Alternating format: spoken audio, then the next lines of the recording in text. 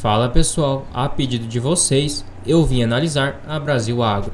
É uma ação que tem a cara do nosso país, até porque 25% do PIB do Brasil é representado pelo ramo do agro.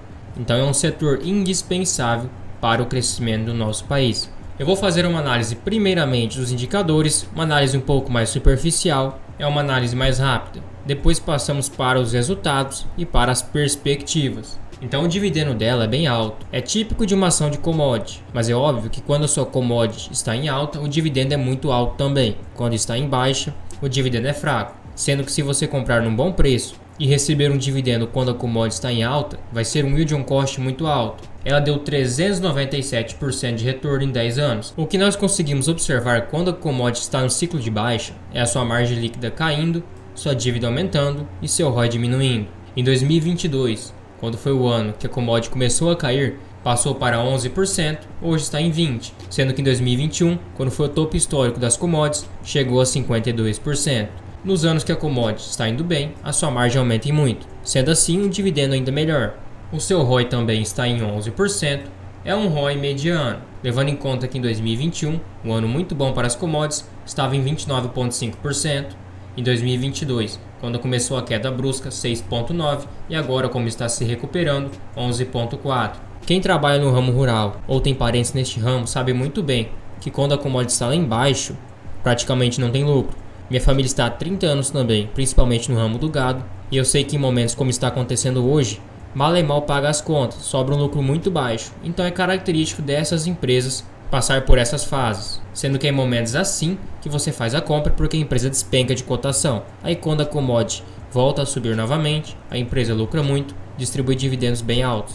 Hoje a dívida da empresa está controlada, 1,29 vezes, é uma dívida ainda considerada baixa, ainda mais para um setor que precisa de muito investimento, sendo que em 2021 obviamente foi negativa porque seu EBITDA foi muito alto, o que marca a geração de caixa, ainda mais pela commodity nas alturas. Em 2020 e 2019 foi quase 2 vezes, então comparado a patamares anteriores ainda está baixa. Já seu crescimento médio de lucros é 25% por ano, hoje está em 2,13 porque teve uma queda nos seus lucros, o que foi noticiado. Tem uma liquidez corrente acima de 2, dá mais segurança para o acionista e um retorno sobre o capital investido de 7,49%. Então é diferente do ROI, que é sobre o patrimônio líquido. E uma característica para você analisar ações de commodity quando está em baixa, na verdade, é o PL. É uma forma bem rápida de você saber se a ação está cara ou barata, porque pense comigo, quando a commodity estava no seu topo histórico, o PL foi para 4 vezes. Então é sinal que a empresa estava lucrando muito comparado ao seu preço. Isso indicaria que você estaria comprando no topo do seu lucro e no topo da sua cotação. Então não compensaria comprar em 2021 porque o PL estava muito baixo. É diferente de outras empresas da bolsa que é bom comprar com PL baixo. Agora em 2022 e atualmente o PL subiu bastante porque seu lucro caiu, logo sua cotação também teve uma correção e acabou caindo. Então você acaba comprando com mais desconto. É a mesma coisa da Vale, da Petrobras e assim vai. É uma forma mais rápida, claro que não é 100% assertiva, mas para você ter uma noção, sendo que em 2022 estava em 21 vezes lucro. Então o seu lucro piorou muito, mas ela ainda tinha o mesmo patrimônio. Não se preocupe, ela ainda tem suas fazendas, simplesmente é o ciclo da sua produção. A média dos seus dividendos é 7,8%, porque 2021 foi 9%, 2022 17% e agora está em 13%. Então é uma empresa que paga bastante dividendos. Na época da crise do Covid estava em 2,8%, e 2019 e 2018 quase 5%. Claro que vai depender da cotação que você comprar. Quem comprou mais barato, esses 4,8% que pagou em 2019, pode ter sido para a pessoa 6, 7, 8%. Lembrando, pessoal, que ela paga dividendos uma vez por ano. Pagou 2 vezes em 2022, mas foi esporádico. Então é uma empresa que não tem um fluxo tão alto de pagamentos. Se você precisa viver de renda, definitivamente não é uma empresa para você, porque o lucro varia muito e também o dividendo é uma vez só por ano. E eu não preciso nem dizer que em 5 anos e em 10 anos, a Agro3 surrou todos os outros índices, o Ibovespa, o CDI e o IPCA. E ela é uma small cap ainda, com somente 2,5 bilhões de valor de mercado. Então é uma empresa que tem mais potencial de crescimento teoricamente. Como vocês podem ver, desde 2020, a sua receita líquida vem crescendo. Na verdade, desde 2017, teve uma correção em 2022 e atualmente está no mesmo patamar nos últimos 12 meses. Então, um ponto muito positivo que está aumentando sua geração de caixa, mas o seu lucro líquido, por ser uma commodity, é uma montanha russa. Como vocês podem ver, em 2021 teve um topo, até porque estava tudo em alta, e agora está voltando a crescer novamente. 2022 foi bem fraco, bem difícil para os produtores. Sobre o seu lucro e sua cotação, hoje a cotação está acima do lucro líquido, porque ainda está atualizando conforme os balanços. Claramente, esse é um indicador muito distorcido em questão de commodities. Funciona muito bem, perfeitamente para empresas mais consolidadas, mas para commodity é um pouco mais complicado se basear nesse indicador. Seu patrimônio também deu um salto muito grande de 2020 para cá e as propriedades rurais se valorizaram muito. Então eu sei que principalmente em nossa região, quem comprava, por exemplo, uma propriedade rural pagando R$25 mil o alqueire, hoje saltou para 70, 80. As pessoas estão enxergando que o ramo rural dá muito dinheiro e também é muito perene. Por mais que o commodity oscila, você sabe que você está tranquilo com a sua propriedade. É 1, 2, 3, 4 anos mais difíceis, mas depois o lucro é muito alto. Agora, pessoal, sobre o seu portfólio de propriedades, como vocês podem ver, geograficamente está bem diversificado. Está em 3 países: Paraguai, Bolívia e no Brasil. Tem fazendas no Mato Grosso, fazendas bem grandes, seja parcerias ou seja arrendando áreas, como também propriedade própria. No Mato Grosso do Sul, em Goiânia, Minas Gerais, na Bahia, no Piauí, no Maranhão, principalmente na Bolívia, com fazendas bem grandes. Tem uma propriedade de 9.800 hectares. Tem também no Paraguai, com uma propriedade gigantesca de 58 mil hectares. Vocês não têm noção como que é grande isso. E ela também acaba vendendo uma parte da propriedade ou então arrendando para gerar caixa. E quando ela pega uma propriedade e reforma, reestrutura para aumentar sua produção, ela vende tendo lucro muito alto em cima. Um ponto positivo. Por isso que tem dividendos extraordinários nessas empresas do ramo do agro, que elas acabam gerando caixa de uma hora para outra. Sobre os seus proventos, é 25% do lucro líquido apurado. Obviamente que esse é o mínimo obrigatório, ela pode distribuir muito mais. E eles deixaram bem claro que seu exercício social, ou seja, o seu ano contábil, se inicia em 1º de julho e se encerra em 30 de junho de outro ano. Então a maioria das empresas começam em janeiro e terminam em dezembro. Ela não, por causa da sua safra e da sua atividade, acaba alterando para essas datas. Então, pessoal, sobre os seus resultados do primeiro trimestre de 2024, porque como eu disse para vocês, seu ano contábil é outro. Ela teve uma queda na sua receita líquida de 299 milhões para 272, caiu somente 9%. E o seu lucro operacional caiu 28%, de 41 milhões para 29. Inclusive a sua própria margem líquida também caiu, de 13 para 11. Então, como vocês podem ver, foi um trimestre um pouco mais difícil. O volume de vendas caiu, a sua geração de caixa, no caso seu EBITDA, também teve uma queda monstruosa e a sua margem líquida também. Já as suas estimativas para a safra de 2023 e 2024, porque as safras entram nos 2 períodos, começa no final deste ano e termina no outro. Então, para grãos que abrange soja, o milho normal e o milho safrinha, e o feijão também normal e o safrinha, a estimativa era 108 milhões, o projetado está em 105, então teve uma variação de menos 2%, completamente normal. Agora, para a cana-de-açúcar, o estimado era 25,75 e o projetado, por enquanto, está em 25,7, 0%, assim como a pecuária também está dentro do que era estimado. O algodão subiu 1% e em outras atividades que a Agro 3 exerce, caiu 12%. Então, no geral, o projetado foi menos 3% com base na sua estimativa. Então, é um resultado com pouca variação nesse trimestre. E eles deixaram bem claro sobre a mensagem da administração que a diminuição do seu lucro líquido, comparado ao mesmo período do ano, mas de 2023, de 42 milhões para 30 milhões, foi o reflexo da queda das commodities, como eu disse para vocês, principalmente a soja, que, como vamos ver logo mais, é uma das suas principais operações, do milho e da cana-de-açúcar. Os custos também aumentaram e os custos ainda permanecem altos, então mesmo a commodity caindo, os seus gastos com adubos, fertilizantes e demais outros gastos ainda não caíram, o que justifica suas margens operacionais também caírem bastante. Então seu lucro e seu EBITDA é muito afetado. Sobre suas propriedades, 144 mil hectares no Brasil são próprias, 59 mil arrendadas, sendo que de área útil para a produção são 98 mil hectares aqui no Brasil e arrendadas são 59 mil. Se for somar em todos os países, chegaríamos em 273 mil hectares totais e 199 mil hectares de áreas cultiváveis. Sobre as suas culturas produzidas, 44% é da soja, é o carro-chefe aqui no Brasil, é o produto que mais exporta. Agora 14% é de outras culturas, 10% do milho e do milho safrinha, 14% da cana-de-açúcar, algodão e pasto é somente 13% somados. E o projetado para a safra 23 e 24, 55% dos seus 179 mil hectares são de área própria e operada pela própria Brasil Agro, sendo que 38% são de áreas arrendadas para a produção e 7% são de áreas arrendadas para terceiros. Então ela também ganha aluguel sobre as suas áreas que deseja não produzir em cima. É um ponto positivo.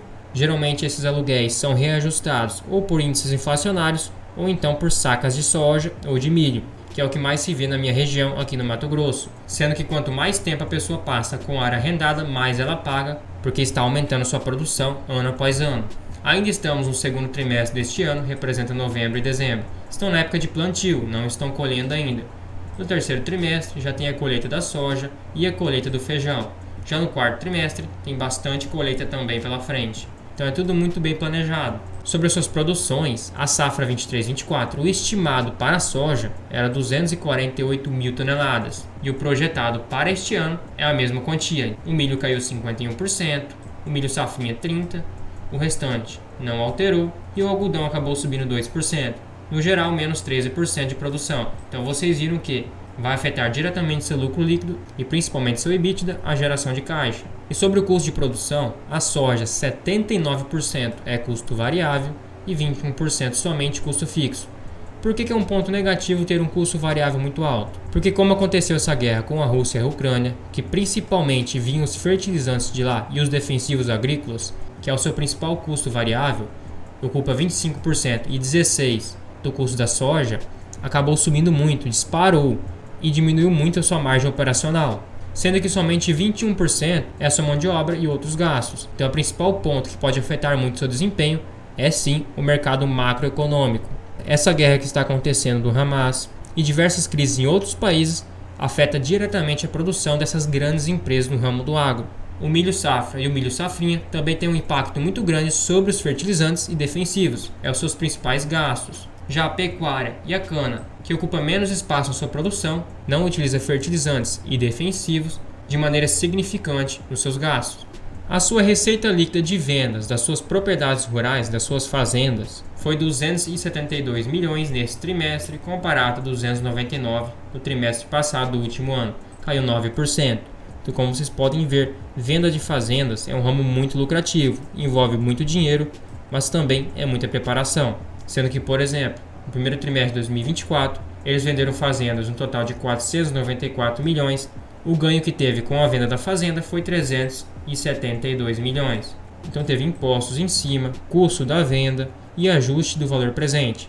Um ponto muito interessante, porque se a fazenda demora muito tempo para vender, a inflação corrói uma parte. Sendo que caiu 59% comparado ao último período, que eles obtiveram 902 milhões de ganho com a venda.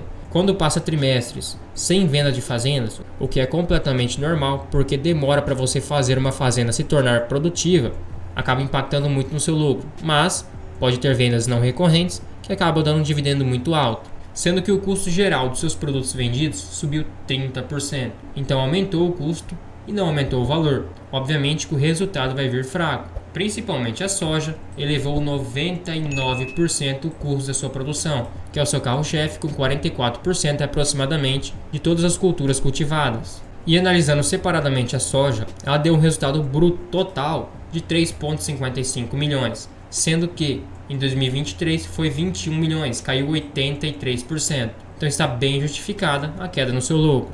Aqui entra um ponto muito interessante, o valor de mercado do portfólio das suas fazendas.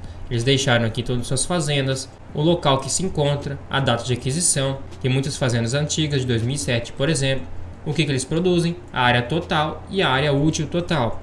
Sendo que em 30 de junho de 2023, todas essas fazendas eram estimadas em 3,6 bilhões de reais. E o valor médio do hectare útil, ou seja, a área produzida, é de R$ 25,4 mil reais o hectare. Se formos multiplicar por 2,42, que é o tamanho do alqueire padrão, chegaríamos em mais de 60 a 70 mil reais, que é o preço médio da minha região aqui também. Teve um crescimento de 18% em média nos últimos 5 anos, então ano após ano cresce 18%. Então você investindo em Brasil Agro, você está sujeito ao crescimento de capital de acordo com a valorização do seu patrimônio, que são suas fazendas. Então um ponto muito positivo, você não ganha em cima somente da produção, mas sim da venda de fazendas e da valorização delas. Sendo que o patrimônio líquido da Brasil Agro é 2,1 bilhões e o valor de mercado das suas propriedades, tirando já o imposto, seria 2,8 bilhões. Então seu patrimônio líquido é menor do que o valor das suas propriedades. E só para vocês entenderem, para finalizar o vídeo, como que a soja acabou disparando depois de 2020, principalmente em 2021. Estava custando $840 a tonelada e passou para 1.534. Foi quase 100% de aumento. Chegou até mesmo em 1.618. Então obviamente que o seu lucro foi muito alto naquele ano e o PL disparou. Hoje teve uma queda bem acentuada, passou de 1.683 para 1.275. Dá uma queda de mais de 25%. Agora está retomando, tem um leve topo. E se você investe em empresas de commodities, é completamente normal. Você tem que saber que tem anos que os dividendos vão ser fracos, o lucro vai ser baixo, mas tem anos que vai disparar. Minha conclusão é que é uma ótima empresa, está no meu radar sem dúvidas, estava pensando em adicionar na minha carteira, mas chegou recentemente a R$29, aí eu deixei de lado.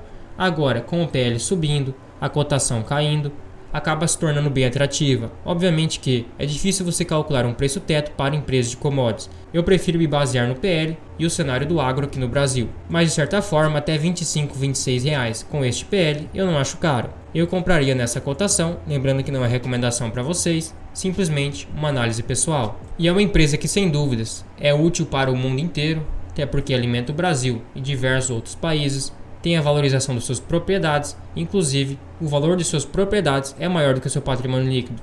Uma empresa que tem muito potencial ainda pela frente. E pessoal, se você curtiu o vídeo, achou útil, achou informativo e quer incentivar o canal de alguma forma, considere virar um membro apoiador. Você recebe selos de fidelidade para diferenciar nos comentários, emojis personalizados e custa somente R$ 2,99 por mês. Além disso, você tem acesso a uma planilha de preço teto 100% automática, a um controle de dividendos e a um controle de gastos para você conseguir aportar cada vez mais, cortando gastos fúteis. Tudo isso por esse valor bem acessível, você nem percebe que está pagando, mas me incentiva demais. E lembrando que se você não é inscrito, considere se inscrever aqui embaixo e ativar o sininho.